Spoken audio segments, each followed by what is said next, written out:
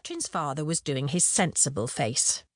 This was the face that 48-year-old half-Welsh, half-Irish Hugh Kelly adopted whenever Catrin or her brother were about to embark upon any kind of trip without their parents.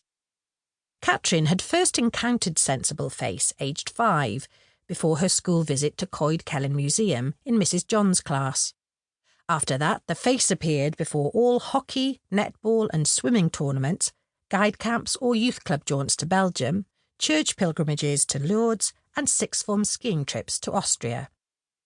Sensible face was also known as here are the practicalities face and what to do in an emergency face, but underneath it lurked the precariously hidden face of terrified Dad, looking down at his precious cargo, which grew more valuable with every day that passed, and who is currently thinking, "If anything happens to you, my life will be over."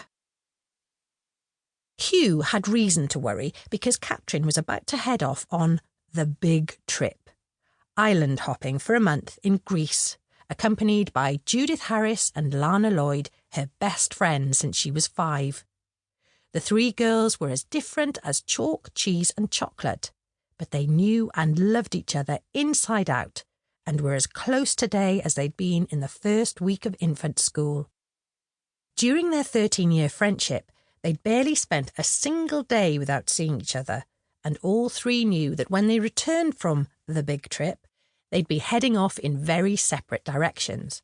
Catrin to study medicine at Cardiff, Judith to read economics in London, and Lana to train as a musical theatre actress. So what lay ahead was more than just a holiday. It was their final hurrah, their last chance to stock up on each other's company before beginning the next chapter of their young lives. Deciding where to go on the big trip had been far from easy. Backpacking in Australia, campervanning in New Zealand, fruit picking in France, Judith had suggested interrailing, drawn to the history and might of great European cities like Hamburg and Nice, whereas Catrin longed to see Paris and Rome. "It's so romantic," she said wistfully. "It is if you're loaded," Lana had warned, instantly dampening her friend's enthusiasm. "But us 3 are on a budget of 10 quid a day, and I'd rather wash in the sea and sleep on a beach than spend a month in a manky train full of horny stoners." "Classy," Judith said sarcastically, and Catrin sighed. "Look," said Lana, softening, "what about island hopping? There's shed loads of history and stuff in Greece, so that's that box ticked for you, Jude. And Cat, if you want all the romantic bollocks, then what's more idyllic than a sunset on Skiathos? I'll be sorted with a beach and a bar, so Bob's your uncle. What do you reckon?" They had begrudgingly agreed. Both of them were used to Lana getting her own way, but frustratingly, she was usually right. "Excellent," Lana had said with a smile.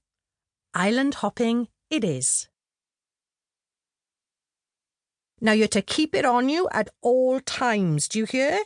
Even when you sleep," said Hugh, as he held out a highly unattractive khaki-coloured money belt. "But I can't wear it swimming, Dad, or in the shower. All the traveller's checks and cash will go soggy," Catrin replied. "She've got a point, mind you," said Liz, Catrin's mother, who was peeling a price tag off the sole of a new flip-flop.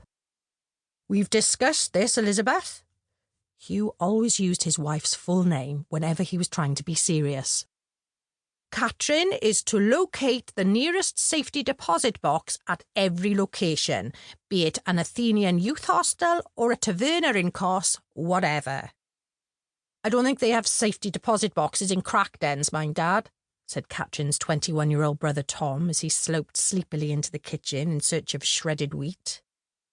"Not helpful, Tom," sighed Hugh. "Weren't you meant to be in work at 9? Asked Liz. She loved the fact that her student son had a summer job at the bakery. He brought home all sorts of lovely treats. "Taking the day off, haven't I? Say goodbye to Froghead." "Oi!" Catrin laughed and threw a toast crust at him. Tom had called her Froghead ever since she was brought home from hospital at 1 day old.